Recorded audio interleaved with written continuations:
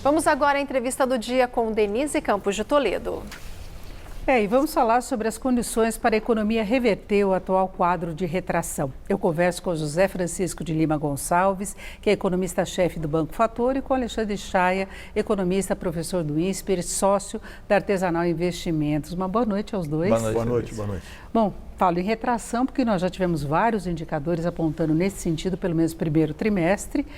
Nós ainda não temos o PIB oficial, o PIB sai na semana que vem. José Francisco, começando por você, antes nós estávamos falando sobre isso, você anda revisando ainda para baixo a projeção, é isso? Do crescimento do PIB nesse primeiro trimestre desse ano em relação ao último trimestre do ano passado. Haverá uma queda e não vai ser muito pequena não, sabe? É mais para uma queda de 1 do que uma queda de 0,5%. Alexandre, a economia perdeu o ritmo mesmo, né? Sim, desde o ano passado, né? As pessoas já pararam de investir, os empresários já começaram a esperar, ver como seria a reforma.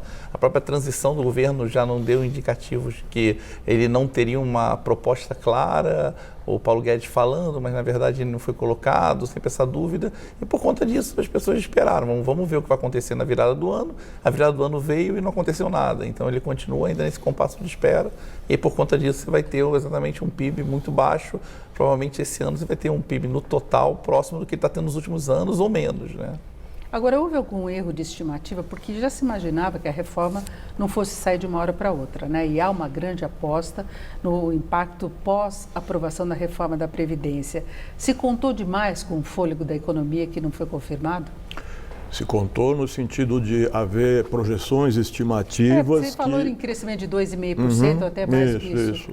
Claramente. Foi mais uma rodada de um certo exagero, uma certa ingenuidade na nossa leitura, que a gente nunca teve com 2,5% de crescimento esse ano. Uma certa ingenuidade de achar que é o seguinte, a Dilma tirou o PT, o Temer levou até o fim do seu mandato, agora muda o governo, faz a reforma e pronto, corre para o abraço. E claramente não é esse o cronograma percorrido até agora, e na minha opinião, claramente não é isso que vai acontecer para frente, né? E aí, não é só uma questão de atividade, nós temos um desemprego muito alto e um baixo nível de investimentos, né? Acho que o desemprego ele na verdade está se mantendo, né? Todo mundo esperava uma melhora e não aconteceu, exatamente porque não teve um investimento. O investimento dos empresários é que começa a criar emprego e aí com isso você começa a gerar esse processo de contratação e mais novos empreendimentos, novas empresas que diminuem o emprego. O que aconteceu é que esse processo não aconteceu. Os empresários não estão investindo e por isso você não consegue criar emprego de maneira, em termos de volume suficiente para reduzir o tamanho do desemprego. Em relação à expectativa, eu não acho que a reforma da Previdência é o que faria a economia crescer muito esse ano. Na verdade, o que todo mundo esperava é que o governo conseguisse, de uma forma, transitar reformas reformas mais pontuais que viesse junto com a reforma da Previdência que desse crescimento de curto prazo e estabilidade de longo prazo. O governo não fez as reformas de curto prazo, muito poucas, ficou muito preso numa pauta muito mais ideológica, muito mais de costume do que uma pauta econômica e perdeu com isso todo o capital político e não está conseguindo aprovar de curto e a de longo vai acontecer. Só que a reforma da Previdência vai acontecer, ela vai, não no prazo que o Paulo Guedes falou hoje, de agosto, provavelmente no segundo semestre ela é aprovada, qual reforma a gente não tem certeza, e vai dar algum benefício no longo prazo. Só que para o curto prazo, essa não era a reforma principal, mas o humor das pessoas em relação à dificuldade da reforma, dificuldade de aprovar pautas econômicas mais direcionadas e que está fazendo a economia andar de lado. Agora, Zé Francisco, daria para fazer mais alguma coisa agora para conseguir fazer a economia caminhar melhor, pelo menos?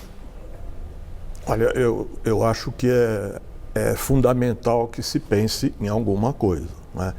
Só pegando esse teu corte do curto e do médio para o longo, na minha leitura, as reformas microeconômicas, quer dizer, esses pacotes que aparecem de tempos em tempos, aumentar a produtividade, reduzir custo de transação, isso são mecanismos que têm um efeito cumulativo, aí sim eu acho, de médio para longo prazo. Não tem nenhuma dessas mudanças micro que gera um movimento importante no curto prazo. em relação à situação de atividade que nós temos hoje. Sim. Né?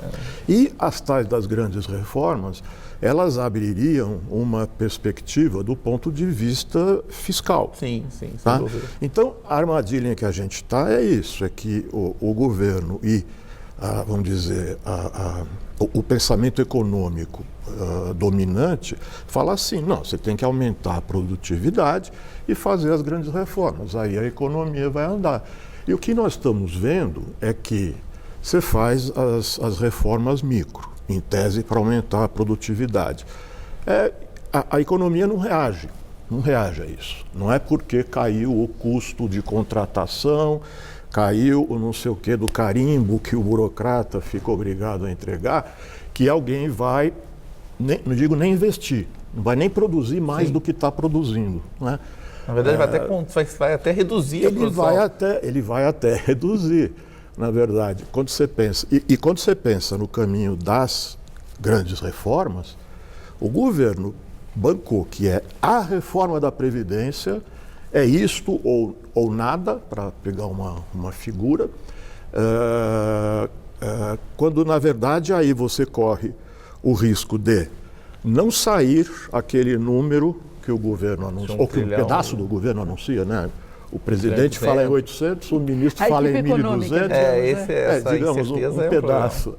Não, mas é isso. E eu acho que a gente tem, enfim, vivência suficiente no país para entender que o que o Congresso vai fazer não é esse 1.300. Sim. Não é. Não vai conseguir passar tudo isso. Isso, mas vai ser um número mágico assim, que atende o Congresso, atende o mercado e, em grande medida, atende a equipe econômica. Então, mas agora tem a reforma tributária também, essa agenda paralela. Isso ajuda em alguma medida? A reforma tributária antecipada, como foi nessa semana, eu acho que tende a complicar, porque claramente nós estamos num momento de mudança em que o Executivo está atribuindo ao Legislativo a responsabilidade pelo encaminhamento não só dessas duas reformas, mas de muitas outras coisas, de modo que isso me parece que foi um recurso do Legislativo para desenhar, olha, estamos aqui, queremos isso. Tirar um pouco da pressão que está dizendo que a culpa é deles de não estar andando. Isso, quer dizer, mas difícil. Pode não produzir resultado. Pode. Mas eu acho que o ponto, Denise, é que ninguém vai fazer uma reforma tributária, todo mundo acha que precisa, ninguém sabe qual, né? Essa que é a nossa tradição.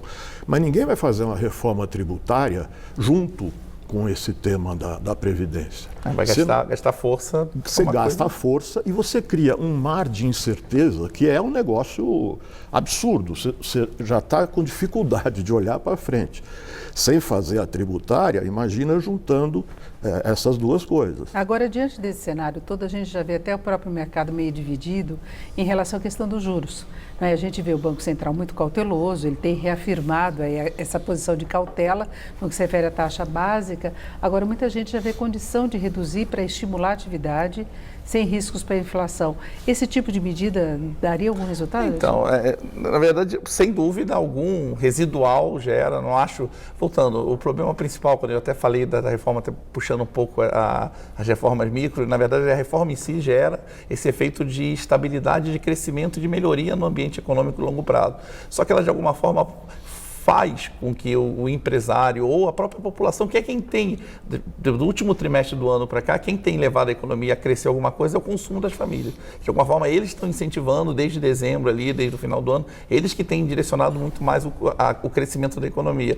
Mas ele, pelo menos, faz a pessoa ficar com uma perspectiva positiva. E ele continua o consumo. O que está acontecendo é que o empresário, além de não investir, ele está contendo a produção, porque ele está vendo que o consumo, uma hora, vai escassear, como aconteceu no passado, e não vai conseguir vender. E aí o efeito dos juros nesse gancho ele vai, de alguma forma, diminuir o custo da sociedade, mas o empresário ele está com medo, não é o problema de se endividar, o nível de juros para o endividamento não está alto como estava no passado. O que ele não tem é expectativa de venda. Então, os juros vai trazer algum benefício no ambiente econômico, mas pouco efeito na pessoa que está disposta ou a comprar, ou se endividar para comprar um bem, ou o empresário que está disposto a tomar dívida para crescer. Porque eles não estão vendo essa perspectiva de crescimento de curto prazo. E aí como é que a gente rompe esse ciclo? Que o empresário está com medo de investir, de contratar, porque não conta com o mercado consumidor. O mercado consumidor está prejudicado por desemprego e por essa paradeira aí em termos de investimento.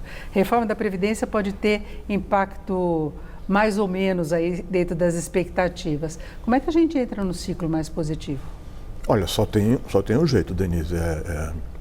Eu acho que nesses últimos anos, nós brasileiros fizemos muitas bobagens.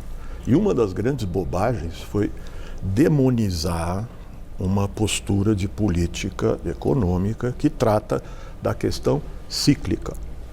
Não estou falando do crescimento de longo prazo, da produtividade, do OCDE, não estamos falando disso, estamos falando assim, como é que você evita passar mais um ano e mais o ano que vem crescendo 1%, com a renda per capita em queda, que é a tal da depressão. Né? E depressão é isso, é o estado de ânimo, né, das pessoas e da economia.